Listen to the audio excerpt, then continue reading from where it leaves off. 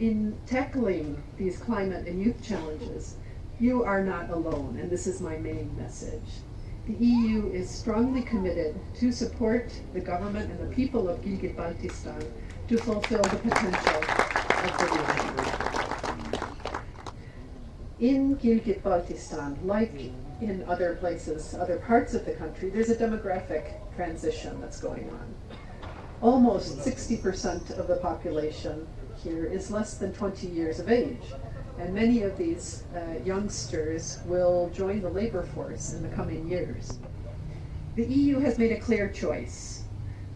Our clear choice has been to concentrate our bilateral cooperation assistance in Pakistan in 3 geographic areas, in KP, in Balochistan, and, wait for it, in Gilgit-Baltistan. For that kind and very long introduction. Assalamu alaikum to everybody, especially to the Chief Minister. Thank you for changing your schedule so that you could be here today. Very important for us. Dear participants, dear stakeholders, everybody who has something to do with these projects we're launching today. Very glad to see you here. 2 years ago, the EU celebrated its 60th anniversary of EU-Pakistan relations. So now we're about 62 years old, not a bad age.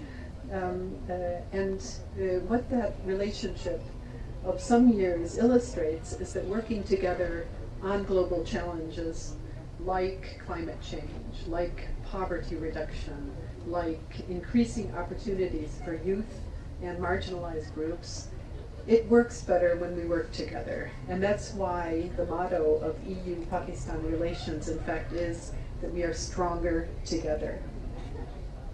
Gilgit-Baltistan is a special place facing multiple challenges due to its geographic location in the roof of the world, really, and because of the impact of climate change. I am confident that these challenges can be tackled successfully thanks to its strong potential for economic development, taking advantage of the natural resources that are found here, and which also attract thousands and thousands of tourists each year, which we'd like to see increased, in fact, as well. In Gilgit-Baltistan, like in other places, other parts of the country, there's a demographic transition that's going on. Almost 60% of the population here is less than 20 years of age, and many of these youngsters will join the labor force in the coming years. Therefore, it's only logical, it's only wise, actually, to look for ways to provide them with skills, employable skills, so that they have better prospects to find a job or to set up a business and earn income and offer employment to others as well. Investing in employable skills, though, is not just an individual investment in the opportunities of each of these young people. It's also an investment in the socio-economic future of this region, of the communities, and of Pakistan as a whole. In tackling these climate and youth challenges, you are not alone, and this is my main message. The EU is strongly committed to support the government and the people of Gilgit-Baltistan to fulfill the potential of the region. We are strongly committed to increasing the resilience of Gilgit-Baltistan to climate change while building human capital, skills, and ultimately decent work for the young people here. The EU has made a clear choice. Our clear choice has been to concentrate our bilateral cooperation assistance in Pakistan in 3 geographic areas, in KP, in Balochistan, and, wait for it, in Gilgit-Baltistan. The launch of 2 substantial programs today on skills and green energy are a testimony that the EU is standing side by side with the people of this area. And that's why we're here today, to present our latest contribution to this collective endeavor. I'm pleased to launch officially now the two latest flagship programs that the EU has signed with the government of Pakistan covering GB, and both of them are part of the Team Europe initiative, Building Back Better through Green Jobs Creation, in which the EU is combining support from, as we heard earlier, from Germany, from France, from Italy, to further strengthen the socio-economic development and climate resilience of Gilgit-Baltistan and Pakistan as a whole. And this working together with our member states is what we call Team Europe. And we're very proud of Team Europe. And you should be too, because I think we're doing a terrific job here in Gilgit-Baltistan for you. Both of these programs that I have mentioned also contribute to the EU's Global Gateway Initiative, which is the EU's largest investment program designed to tackle the most pressing global challenges, from fighting climate change to improving health systems to boosting competitiveness and security of global supply chains.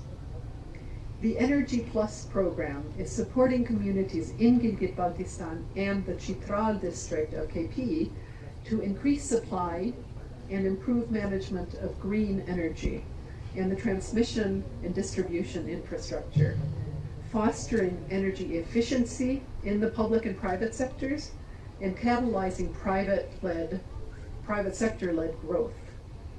The program has a budget of 31.5 million euro, and it's implemented by our good partners, the Aga Khan Development Network.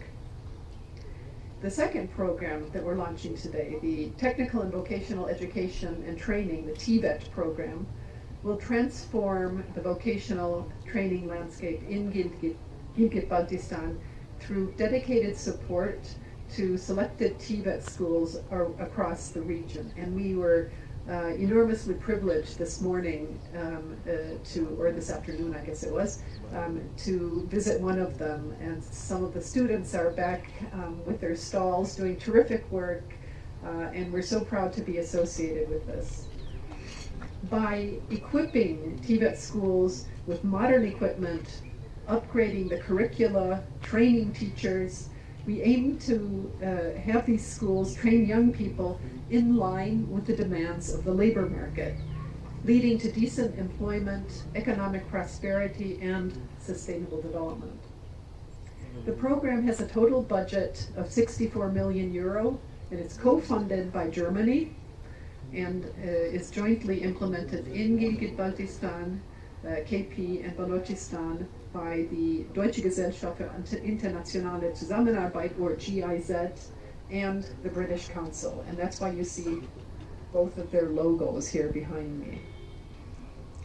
The EU has been a long-standing partner in technical skills development, accompanying a transformation of this sector with the development of a qualifications framework and its implementation, and also through competency-based trainings in GB and in Pakistan. Our investment, together with our Team Europe partners, for more than a decade, we've been at it for more than a decade, has so far been over in the neighborhood of 130 million in grant assistance, and we plan to increase this support in the future.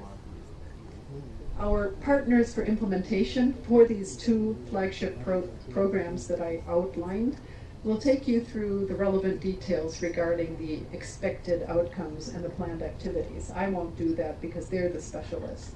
So let me just finish by stressing that these initiatives are not just about development. They're about empowering people, they're about empowering communities in Gilgit-Baltistan. The Energy Plus program will transform rural communities. I have seen some of these micro-hydro plants, and they really do change the world for the people living in those communities. While the TVET initiative will unlock opportunities and empower individuals in Gilgit-Baltistan to build a brighter future, and especially for women. And I'll stop there. Thank you very much. Bahut shukriya.